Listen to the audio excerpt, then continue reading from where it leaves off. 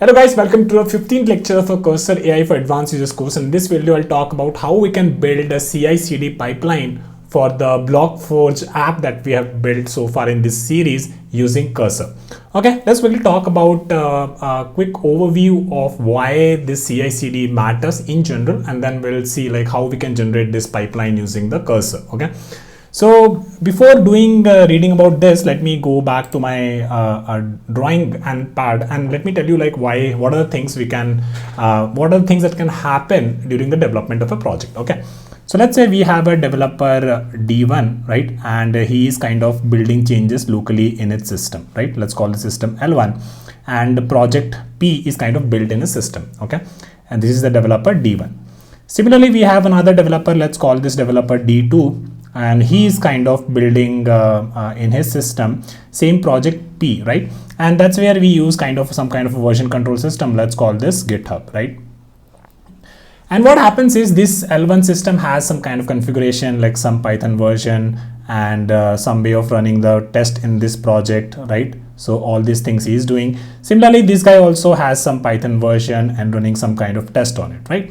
But what we really want is basically a kind of a unified system where this project can be built, where this project can be running, test can be run on this, integration test, unit test that we have written so far. Right, for that to happen, what happens is these guys generally collaborate on a common version control system. They push their changes, they pull their changes. This is more of a GitHub kind of a lecture, but we are not gonna go there. There's something that I expect that you guys know about this. But yeah, the point is key that okay, when this guy is pushing changes to GitHub for the project, and this GitHub has the repository contains about the project P, right? This is the remote, and this is P local, and this is P local. Okay. So what happens is whenever someone is kind of pushing changes to the GitHub repo, what we want is a few things, right? So what we want is basically to run tests on this changes that we have pushed, right? And how do you push changes? You basically either push changes on the main branch, or basically you create a different branch, right? A different branch that you want to merge to main, right? This is how you do it. So what we're going to do in this one, what our pipeline is going to be is basically we should not allow push directly to main. That is one thing, right? Main is our core branch, main is our main branch, right? And we don't want to push changes directly to the main branch. What we want is basically every user, if he wants to merge changes to the main branch, he has to create a PR, right? A PR is basically a pull request, or basically a different branch that can be merged to main. Okay, and whenever he kind of raises the PR, then what should happen is all the test cases should be run on this branch, right? The test cases that we've written, unit test cases, integration test cases that we've written in the last video, those are the test cases we want to be run on this. We will also build our Python project, right? Our Flask based project, we'll build our project, we'll run those test cases on this branch. Okay, and only we don't push to main branch, so our main branch is good, right? And only when all the test cases are passed, and or if we have some additional checks, all those are passed on this branch, and the PR has to be approved by someone, right? Someone has to tell that, hey, these changes look good, and then only you can merge your changes to the main branch. So that is one thing. And then another, these test cases has to pass, these checks has to pass, and then approval. If there is at least one approval by the reviewer, then only this guy should be able to merge the branch to the main branch. Okay, so this is what we are going to be building, and we will be using the actions workflow in GitHub to run these test cases and all. Okay, now that we have understood this, and this is very important, right? That okay, this guy has made some changes locally, right? This guy has made some changes locally, but it's important that on the central system, or basically on the GitHub system, all these test cases has to pass with the configuration that we have, what Python version is here, what pytest version we have here, all those things with this system has to pass on the GitHub. Then only we call it, okay, the changes that we're pushing are good, otherwise it's not. Okay, so this is what we're going to do, and this makes sense, and this is what we call as a CI pipeline. Okay, and the more stable this version is, it means that people are kind of working in a uniform system locally as well, and that's why it says that it helps in shipping the project much faster. Okay, now let's go back to our notes and let's talk about the different points about why CI/CD is important. This was about CI, continuous integration. CD means basically once the checks and everything has passed, now we deploy it to a particular URL. We deploy that project to a particular URL. CD is something that we are not going to be doing this way in this video, but yeah, so CD is something that you can try. But yeah, CI, once you get the CI, CD is also very easy to understand with the workflow for CI/CD that we are going to be talking about in this video. Okay. A strong pipeline ensures every push is tested, validated, and deployable. This is what I told. But writing configs manually is often painful and error prone. Now, what does configs mean, right? So basically, even when you push to GitHub, right? Even when you push to GitHub, they generally have this in their workflow. They have this file called as YAML, right? This is kind of called as a configuration file, right? What this configuration file has is basically the different jobs that you are going to run. So basically, job 1 could be running the unit test cases. Job 2 could be running the integration test cases. Job 3 could be maybe building the project, and all these checks has to pass, right? But also while writing this configurations in the configuration file, if we are write it manually, what can happen is that a lot of errors can happen. So this is something that we can take the help of AI or Cursor to kind of write this configuration for us. Right, so this is what is writing configs manually is often painful. We need to know a lot of syntax, but Cursor can help us here. With Cursor AI, you describe what you want, and then basically Cursor is going to build it and refine it how it happens, even for the CI pipeline that we are going to be building for this project. Okay, and this is the CI/CD pipeline. Generally, you plan for something like what you're going to be building, then you code it, and once you code it, you try to build it so that you can see like, hey, is my code correct? And then once you build it, you write test cases for it so that later on, again, when someone is building something else or planning something else, you should not break the changes that you have done, right? So this is basically the typical CI/CD pipeline. I'm not going to talk about it much, but yeah, you should know about the CI pipeline that we will be doing in this video. Okay. So this is the prompt that we are going to be writing in Cursor. Act as an experienced DevOps specialist. Create a GitHub Actions workflow file called GitHub workflow ci.yml for a Python Flask application. The workflow should automatically run whenever code is pushed to the main branch or when a pull request is open against it. Right, so we will be telling that, hey, we don't want to push to the main branch, but let it be like that for a moment, and then we will see that how we can restrict pushing directly to the main branch later on. The workflow must include these steps: check out the repository, set up Python version, install dependencies from the requirements.txt file, execute all tests using pytest or whatever command we have been writing in our readme.md. Use that command to ensure the build passes. Okay, so now let's go to our notes and copy this prompt actually.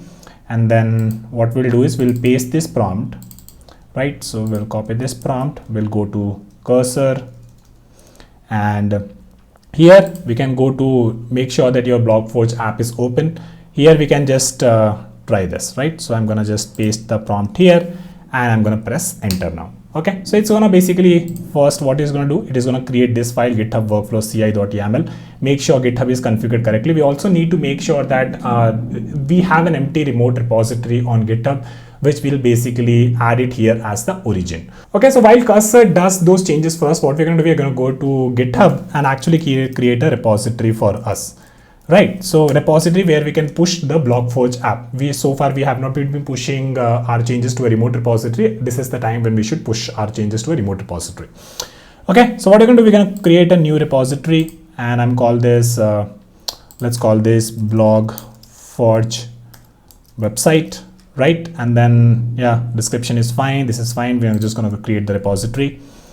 And once the repository is created, we can then configure these things locally to make sure that we have the right remote origin where we can push our changes from the local system.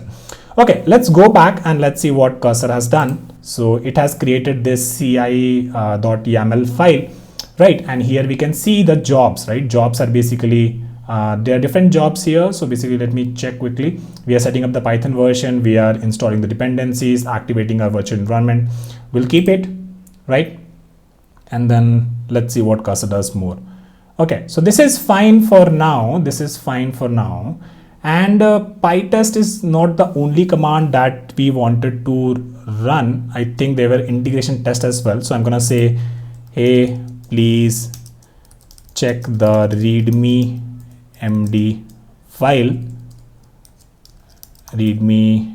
file, and also look for commands to run unit test cases and integration test cases as well.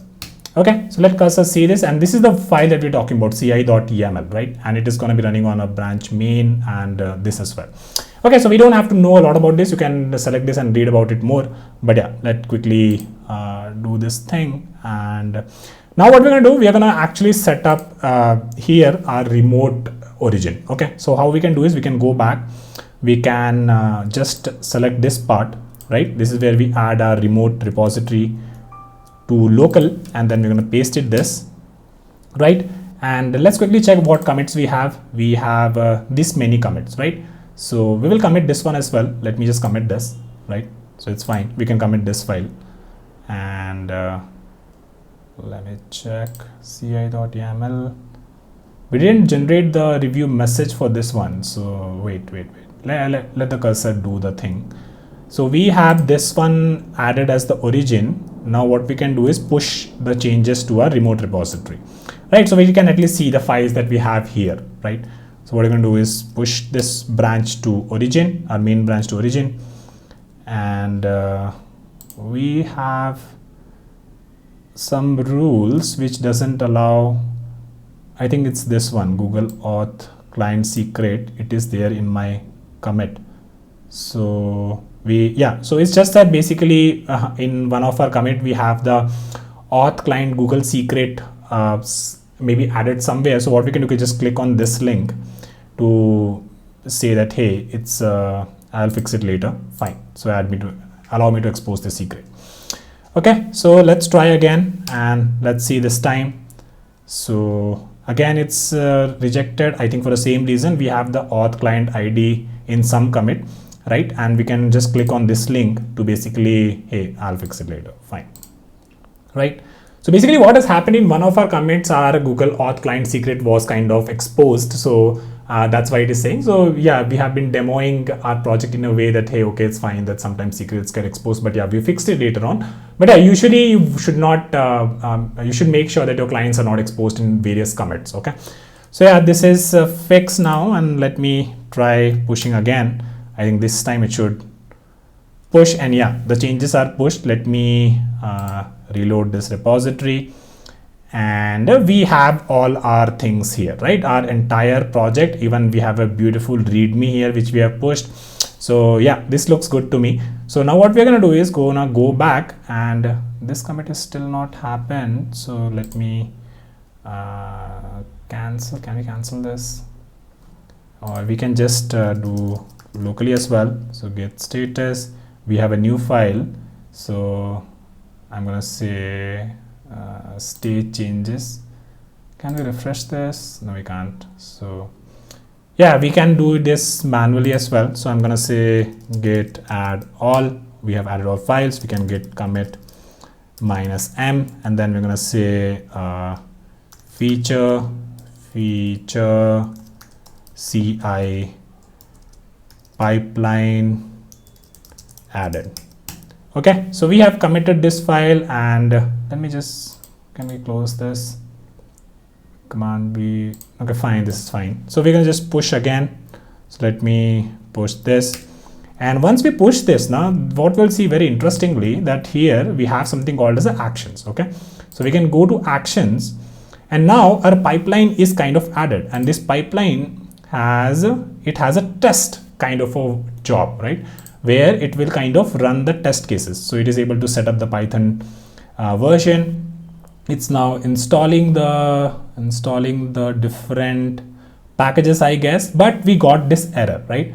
No matching distribution found for Google Gen AI 0.10.0. So what we're gonna do, we're gonna just copy this error and gonna paste this to cursor, right? I'm gonna say, hey, getting this error on GitHub. Okay, so workflow, let's quickly talk about that. So what happens here is, when we have some YAML file, this actions kind of take it in and basically try to run those test cases, or basically whatever jobs you have, and it tries to run it here.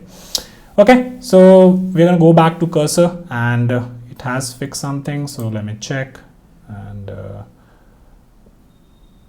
we have changed this line in this one. So why are you not changing it? We have Google Gen AI. Would you like me to update this automatically for you? Yes, please go ahead. Yes. Right, so Google, so Cursor is gonna edit this for us. So let's quickly check this one. So Google Gen AI 0. Yeah, so now it's updating our changes. Fine. Okay, so now it has updated the changes. So what I'm gonna do is I'm gonna commit this again. So git status, and then we're gonna say git add, and then we're gonna say git commit -m, and we're gonna say fix, right? Fix dependencies Gen AI. I think Google Gen AI. Okay, so we have fixed this, and let me push now. So I will just take the command from above and push my branch to the origin. Okay, so now it is pushed, and if I reload this and go back to my CI pipeline that we have just pushed, now our test cases are running again, at least this job, right? And if I go inside this test cases, now let's see if it is able to pass here. And I think it passed. All the packages are collected and installed correctly. So this is good. Now it is running the test cases. Okay, so test cases, 17 test cases passed, and we have the complete job. So we have all the test cases that we have written. Probably, I think this is the unit test cases. These are the files, right? Text workflow integration and test post routes.py. So all the tests are running now and everything is passed. So if I go back, right? If I go back and my job is successful, and this is the important thing I want to talk about. And we just want to keep one job here only, that whenever all the test cases pass, then we can say, hey, you can merge the PR into the main branch or my branch into the main branch. But right now what's happening is when we push the changes, right? When we push the changes, it is directly running on the main branch. So this is something we don't want, right? So how do we fix this? So what we can do is you can go to settings and then you can go to rules and go to rule sets. Okay. Inside rule sets, we don't have any rule sets. So basically rule sets define about like what you can do with your branches or what rules you want to apply on your branches. Okay. This is what it means. So I'm going to do is I'm going to create a new branch rule set, right? I'm going to call this no push to main actually. Right, and make sure this enforcement status is active, right? And then bypass list, you can ignore this. Target branches, you can add a target, and then we're gonna say include by pattern, yeah. And then we can say main. So basically anything that is pushed to main, right, it will directly be rejected. This is what we want to do. So what we're gonna do is we have these are a lot of things. So require pull request before merging, yes. And then required approval should be at least one approval should be there. And then this is fine, this is fine, this is fine. Required, even, I mean, you can you can select these things based on the settings you want. But yeah, I'm going to just say that, hey, one approval is fine. One approval is fine. Basically, this project needs another collaborator which we can add in our project. That collaborator could be a code reviewer other than me, right? So if he approves the changes, then basically we should be able to merge it to main.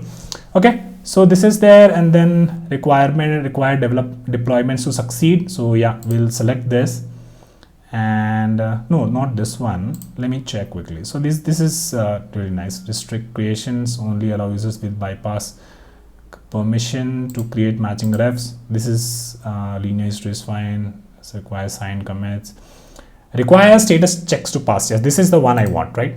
So what I want is status checks. Basically test is one of those status checks. Okay, so we can choose which status checks must pass before the ref is updated. When enabled, commits must first be pushed to another ref where the checks pass.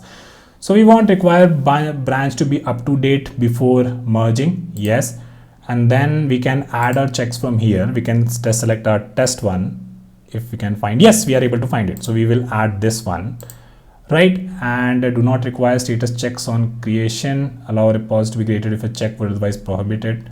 So yeah, this looks okay. Let me create this one, and we need to add this thing as well. So let me add my code, and I have a lot of security enabled. So yeah, this is fine. So what I'm going to do is I'm add my code, which is 792 and 879, right, and then we're going to verify this, and once the check is created, our rule set is created. Now let's try pushing to main, which is the first thing that we should block any changes pushing to main.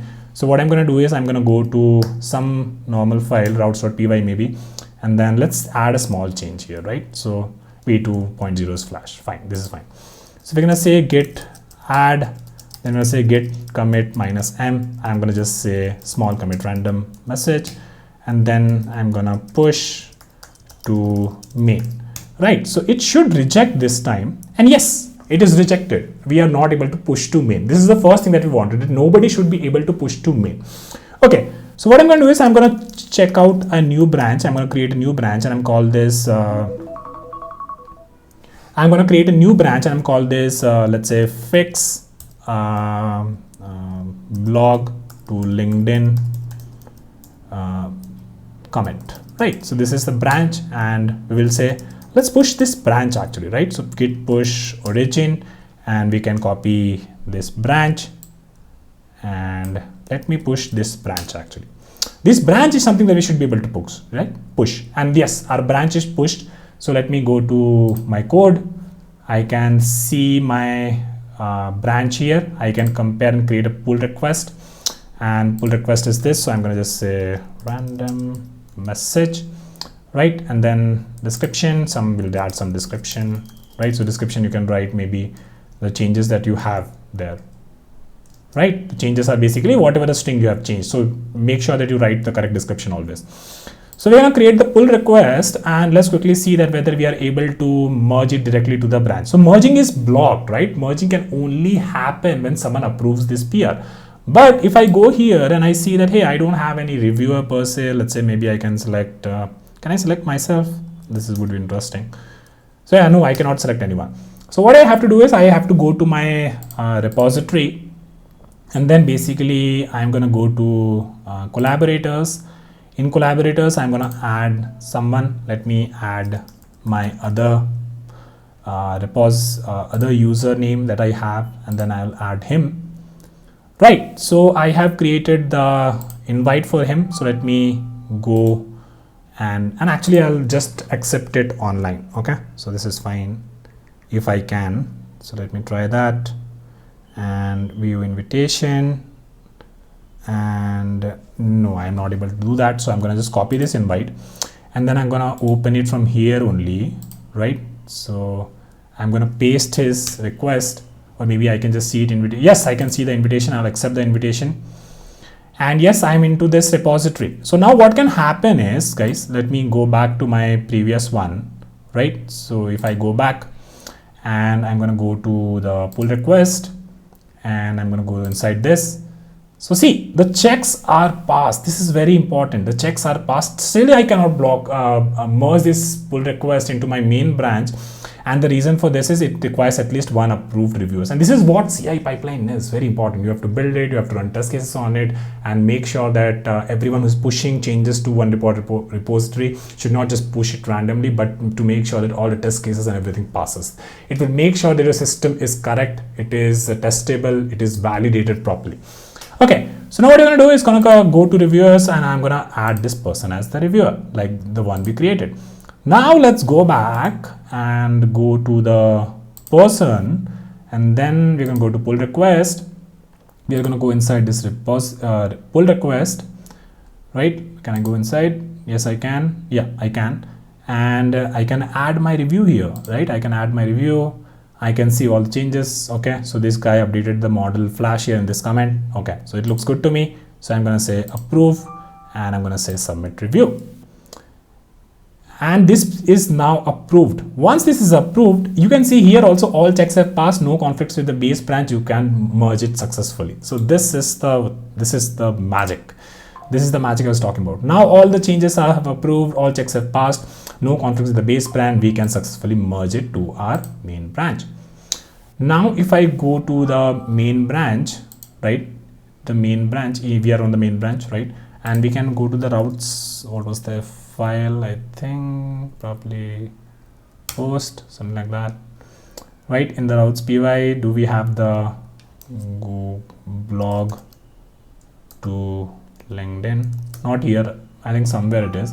So we can also check in the history that did the commit merge successfully, and yes, now our main branch has the random message commit as well. Okay, so this is the important thing about creating the CI pipeline, and we are able to do a lot of stuff with just Cursor. This is a huge thing that we have been able to do using Cursor AI with just one single prompt and just few fixes. I didn't write a single line of code. It's just that I configured a few things on the GitHub, and that is all. Okay, so that's it for this video. We have learned about CI/CD pipelines using Cursor. You can also try building a CD pipeline where you should be able to deploy your Blockforge app or any app that you have to a particular URL. Maybe try that and use Cursor for that, and you should be good to go. Okay, so I'll see you soon. Bye.